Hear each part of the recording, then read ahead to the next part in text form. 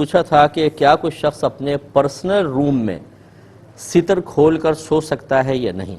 بعضوں کو عادت ہوتی ہے انگریزوں کو دیکھ دیکھ کر اسی کے طریقہ انہی کے طریقے اپنانے کی، تو یہ کویسچن بہرحال تھا تو میں آپ کی خدمت میں عرض کر رہا ہوں۔ دیکھیں نبی کریم صلی اللہ علیہ وسلم کا فرمان شان ہے، جس کا ایک ٹکڑا آپ کو عرض کر رہا ہوں کہ اللہ تعالیٰ اس سے سب سے زیادہ حقدار ہے کہ اس سے حیا اور شرم کی جائے۔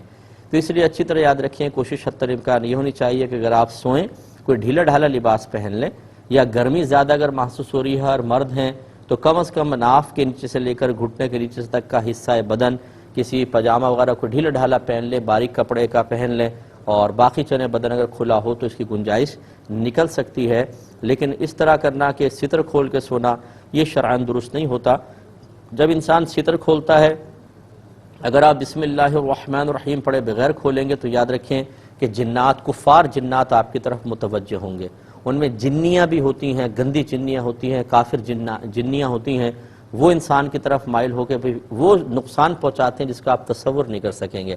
اور اگر آپ فرض کر لیں بسم اللہ کہہ کے ستر کھولتے بھی ہیں تو پھر فرشتے حیا اور شرم کی وجہ سے وہاں سے چلے جاتے ہیں، اور یہ چیز قطعاً غیر مناسب ہے۔